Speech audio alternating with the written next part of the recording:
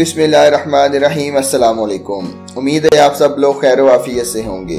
तो दोस्तों, Islamic banking की एक नई वीडियो में मैं आपको खुशामदीद कहता हूं। आज की ये वीडियो HBL बैंक के इस्लामिक कार फाइनेंसिंग से रिलेटेड है, जिसके अंदर मैं आपको बताऊंगा कि आप किस तरह अपनी मनपसंद की गाड़ी HBL इस्लामिक कार फाइनेंस से फाइनेंस करवा सकते हैं और उसके अलावा कितने ज़बरदस्त फीचर आपको देखने को मिलेंगे और कौन कौन से डॉक्यूमेंट रिक्वायर्ड हैं आपको ये फाइनेंसिंग लेने के लिए और कितने अरसे के लिए आप ये फाइनेंसिंग करवा सकते हैं, और सबसे बढ़कर जो है वो डॉक्यूमेंट कौन कौन से रिक्वायर्ड हैं इस कार फाइनेंसिंग को लेने के लिए।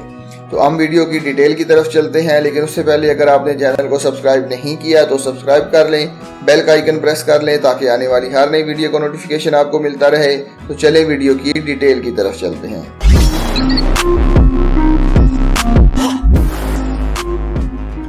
जी तो दोस्तों, आज की इस वीडियो में मैं आपको बताऊंगा कि आप किस तरह HBL इस्लामिक कार फाइनेंसिंग के जरिए अपनी गाड़ी को फाइनेंस करवा सकते हैं। ये आपके सामने देख लें, HBL इस्लामिक की ऑफिशियल वेबसाइट ओपन है और साथ ही मैंने HBL कन्वेंशनल बैंकिंग की भी वेबसाइट ओपन की हुई है। यहाँ पे देख सकते हैं कि HBL कार लोन।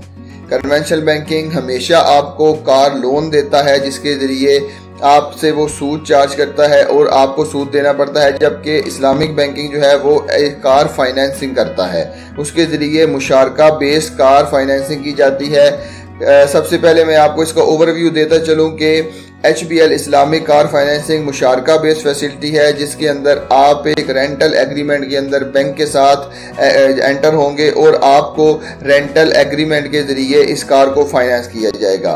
तो हम यहाँ पे इसके की फीचर्स की अगर बात करें तो सबसे पहले ये है कि आप अपनी नई गाड़ी को भी और पुरानी गाड़ी को भी फाइनेंस करवा सकते हैं, और अगर आप 1000 सीसी तक की गाड़ी को फाइनेंस करवाना चाहते हैं तो आपका टाइम पीरियड जो है वो 1 साल से लेके 5 साल तक होगा, और अगर आपने 1000 सीसी से ज्यादा की गाड़ी फाइनेंस करवानी है और तो उससे आपका फाइनेंस पीरियड जो है वो 1 साल से लेके 3 साल तक होगा।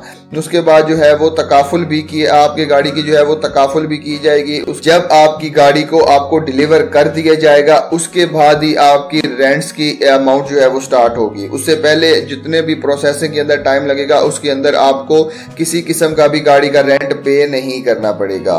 उसके बाद जो है वो पार्शियल पेमेंट की भी फैसिलिटी अवेलेबल है। उसके बाद जो है वो ऑप्शन फॉर अर्ली टर्मिनेशन और ऑफ द फैसिलिटी।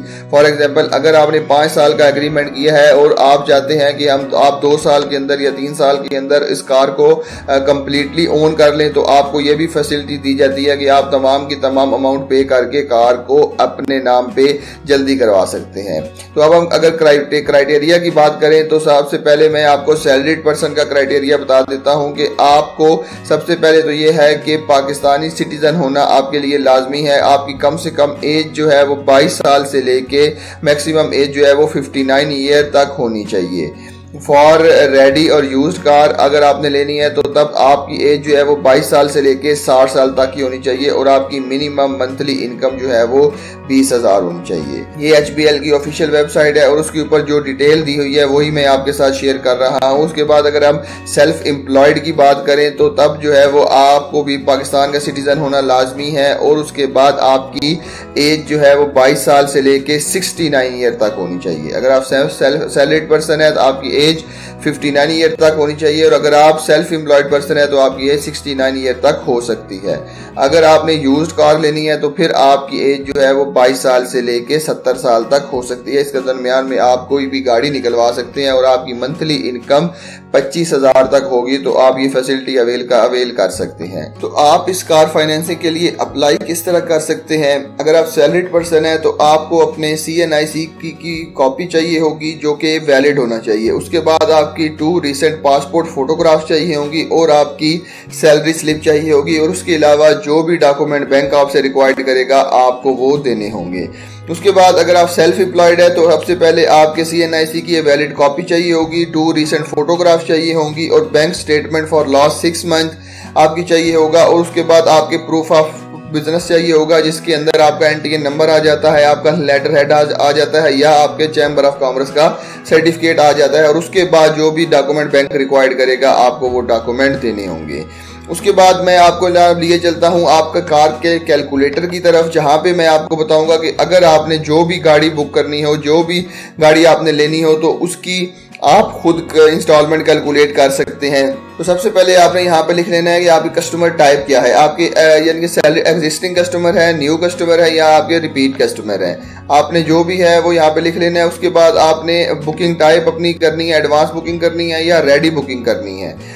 उसके बाद जो है वो 1 साल से लेके 5 साल तक के अरसे के अंदर आपने गाड़ी बुक करवानी है, तो आपने जनाब यहाँ पे 5 साल का कर देना है। उसके बाद जो है वो गाड़ी की प्राइस क्या है, गाड़ी की प्राइस आपने लिख देनी है। गाड़ी की प्राइस क्या है, फॉर एग्जांपल मैं यहाँ पे गाड़ी की प्राइस लिख देता हूँ जनाब 40 लाख रुपए है गाड़ी की प्राइस। और एडवांस पेमेंट आपने कितनी करनी है, एडवांस पेमेंट आप जो है वो 30% से लेके 50% तक कर सकते हैं। और आपने फॉर एग्जांपल मैं यहाँ पे 30% तक करता हूँ। और डिजायर्ड फाइनेंसिंग अमाउंट क्या होगी, फॉर एग्जांपल अगर 40 लाख की गाड़ी है तो 30% अगर मैं दूंगा तो ये बकाया जो है वो 28 लाख रुपए बन जाएंगे।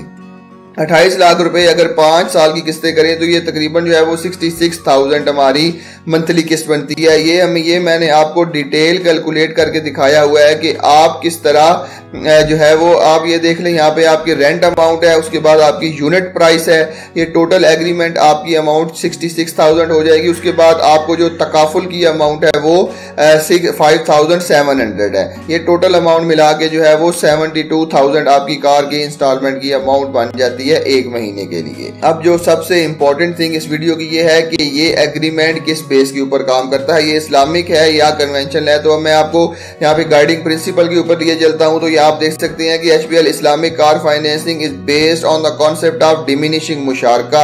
Under this agreement bank and customer become joint owner in this vehicle and agreed investment ratio. जैसा कि मैंने आपको बताया था कि कुछ इन्वेस्टमेंट डाउन पेमेंट आप करते हैं, कुछ इन्वेस्टमेंट बैंक करता है और दोनों जॉइंट ओनर होते हैं इस गाड़ी के। उसके बाद जैसा जैसा आप उसकी रेंटल अमाउंट पे करते हैं, गाड़ी की किस्त पे करते हैं, तो आप जो है वो बैंक का पैसा इसके एग्रीमेंट के अंदर कम होता जाता है। और ऑटोमेटिकली आफ्टर 5 साल के बाद या 3 साल के बाद जितना भी आपका एग्रीमेंट है उसके बाद गाड़ी जो है वो आपको डिलीवर कर दी जाती है।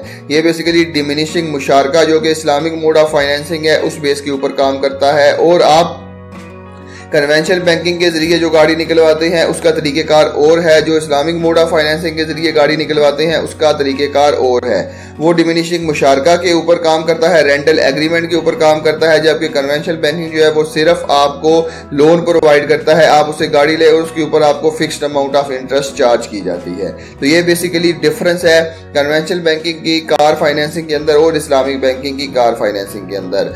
तो आप HBL इस्लामिक से अपनी गाड़ी को फाइनेंस करवा सकते हैं। रेंट की जो मंथली किस्त है वो भी इतनी ज्यादा नहीं है, आप आसानी से इसको फाइनेंस करवा सकते हैं। तो ये था बेसिकली आज की इस वीडियो में। मुझे उम्मीद है आपको आज की वीडियो पसंद आई होगी। मिलते हैं इसी तरह की एक और इन्फॉर्मेटिव वीडियो के साथ, तब तक के लिए अपना बहुत ख्याल रखिएगा। अल्लाह हाफिज।